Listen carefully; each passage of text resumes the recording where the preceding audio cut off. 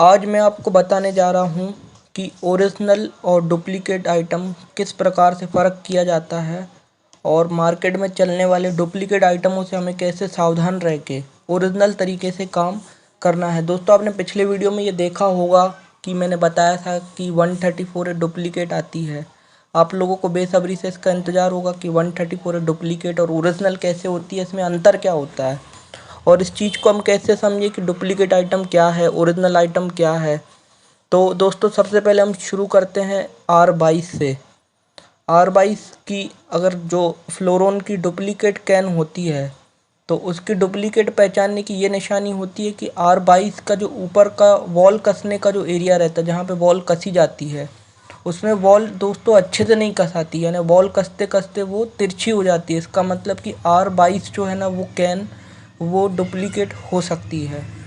दूसरा, हम 134 है सिलेंडर जो गोदरेज कंपनी का आता है, उसको हम डुप्लीकेट कैसे पहचानें। तो दोस्तों, इस फोटो में आप देख सकते हो डुप्लीकेट जो 134 है वो थोड़ी सी छोटी या थोड़ी सी बड़ी साइज में मार्केट में चलती है। अगर आपको ओरिजिनल गैस के साथ काम करना है तो जिस भी दुकानदार से आप गैस ले रहे हैं उससे पक्का GST वाला बिल लें।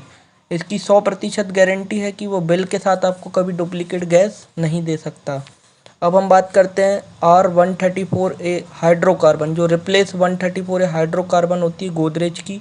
आप इस फोटो में भी देख सकते हो कि क्या क्या फ़र्क है। ये देखिए, एक फ़ोटो ये देखिए, इसमें ढक्कन का अंतर है। एक फ़ोटो ये देखिए, इसमें मोनो का अंतर है, इसमें प्रिंट का अंतर है।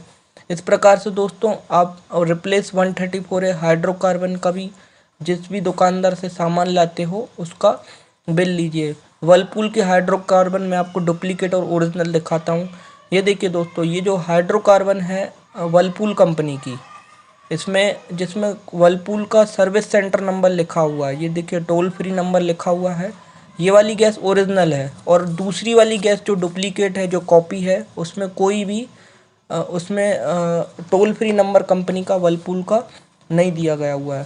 तो दोस्तों, मैंने आपको 4 चीज़ें बता दी। एक R22, दूसरी 134A गोदरेज वाली, तीसरी हाइड्रोकार्बन रिप्लेस 134A, चौथी वर्लपूल की हाइड्रोकार्बन, पांचवी चीज़ मैं आपको बता रहा हूँ कैपलरी। एक धोखा बहुत बड़ा मार्केट में चलता है दोस्तों, 36 नंबर की कैपलरी कह के वो आपको कैपलरी तो देते हैं लेकिन उसका प्रेशर बहुत ज़्यादा तेज़ी से निकल जाता है।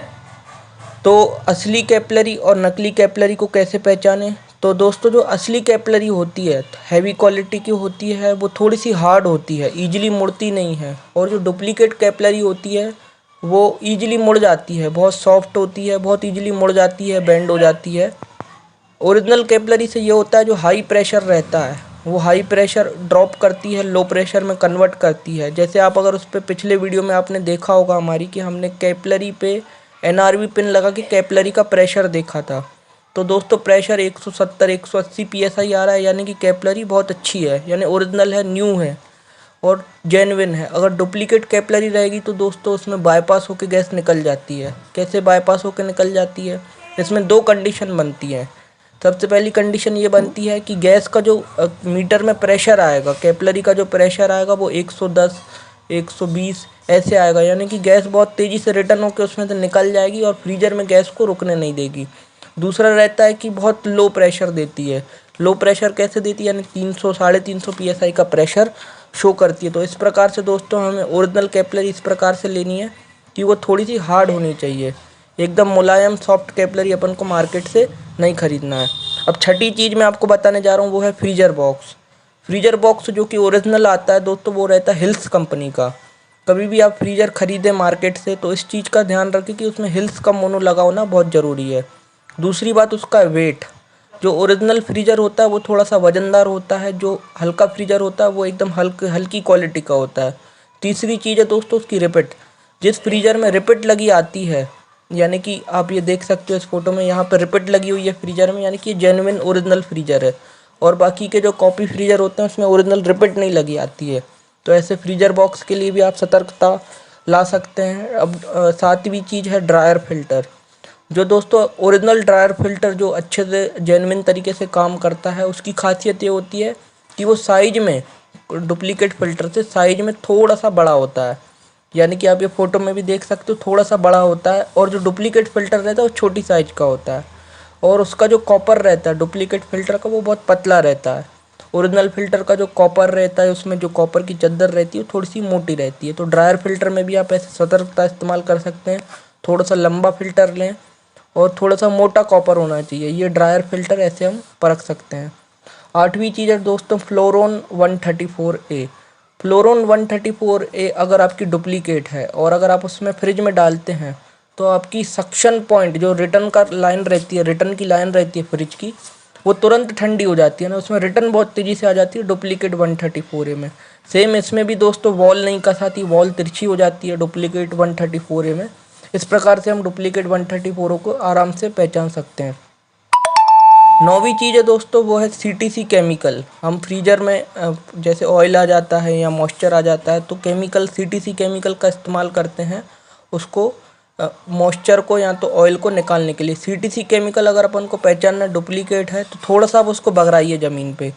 अगर वो थोड़ी देर के अंदर या 2 से 3 मिनट के अंदर पूरा उड़ जाता है पेट्रोल की तरह, तो आपका CTC केमिकल सही है, जेन्युइन है। अगर वो नहीं उड़ता है, 2 से 3 मिनट बाद भी 10 मिनट बाद भी वहीं का वहीं रहता है, उड़ता नहीं है, इसका मतलब ये है कि आपका केमिकल डुप्लीकेट है। और 10वीं चीज़ है दोस्तों welding rod, aluminium welding rod.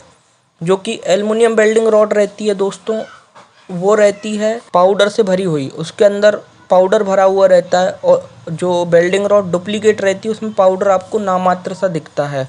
Original welding rod में टाँका बहुत तेज़ी से लगता है और एल्युमिनियम का टाँका बहुत कम्प्लीटली अच्छी तरीके से लगता है, जबकि डुप्लीकेट में नहीं लगता है।